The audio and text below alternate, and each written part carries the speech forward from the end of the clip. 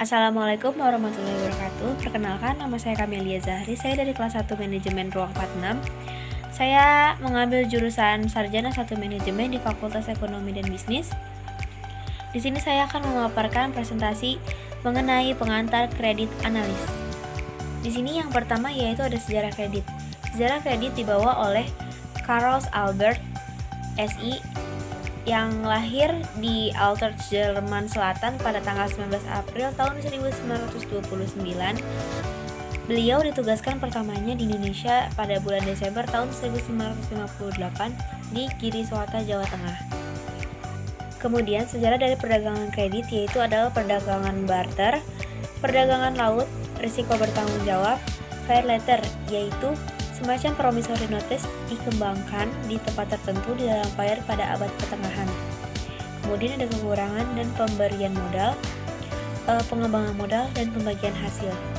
Dalam sejarah kredit sendiri berasal dari bahasa kredia yang artinya percaya, atau to believe, to trust, bahwa kredit mengandung unsur kepercayaan di bank kepada nasabah untuk dapat menggunakan kredit sebaiknya. Di sini saya akan menjelaskan apa itu fair letter. Fair letter sendiri semacam promissory notice yang dikembangkan di tempat-tempat tertentu di dalam fair pada abad pertengahan, artinya semacam promissory notice yang segera akan dilunasi pada akhir pesta fair yang bersangkutan atau dapat juga dilunasi pada waktu yang diadakan fair yang akan datang tergantung kepada perjanjian. Dengan demikian, hal tersebut memungkinkan para pedagang yang kekurangan cash untuk memperoleh barang-barang yang diperlukan secara kredit. Para bisnismen mulai mengembangkan peranan kredit, salah satu sumber potensi dalam memulai mengembangkan usahanya. Dan di sini di slide selanjutnya saya akan menjelaskan fungsi dari kredit. Yang pertama yaitu kredit dapat meningkatkan daya guna utility, daya guna uang.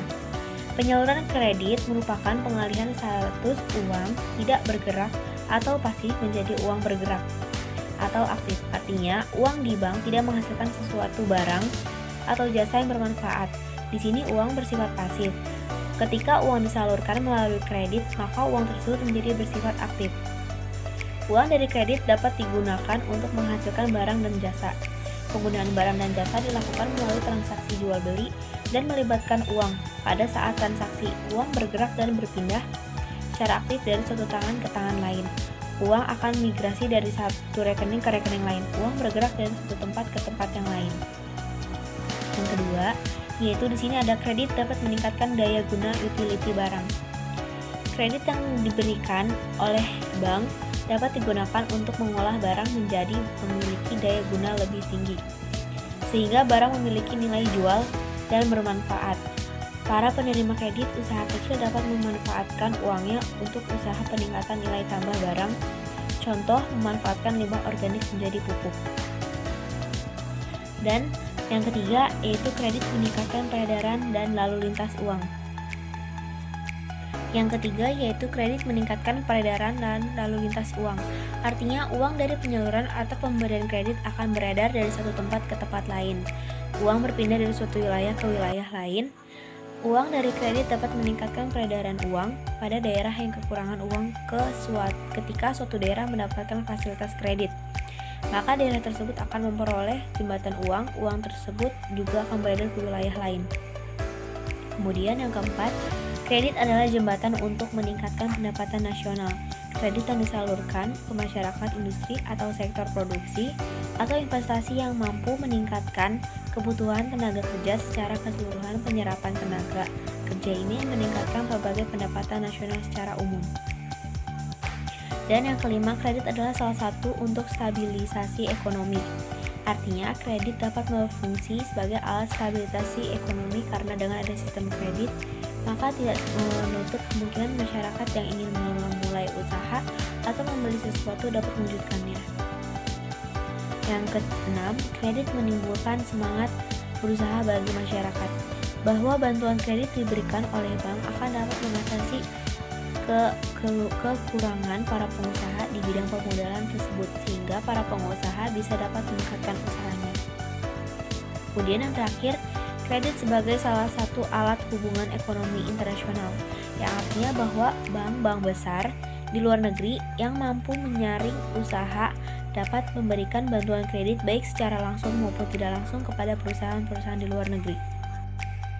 Dan kemudian ada jenis kredit. Yang pertama, berdasarkan dari kegunaan kredit, berdasarkan jangka waktu pemberian kredit, dan kredit dilihat dari suatu sudut jaminannya. Kemudian yang terakhir, berdasarkan cara pembayarannya. Selanjutnya yaitu ada kegiatan-kegiatan dari kredit. Kegiatan dari kredit yang pertama adalah kredit usaha, yang terdiri dari pembiayaan perumahan melalui perusahaan sekunder, kemudian ada jasa gadai, dan kredit kendaraan. Dan yang kedua ada kredit dari perbankan, terdiri dari kredit konvensional, yaitu sistem pinjam yang dibebankan bunga kepada debitur.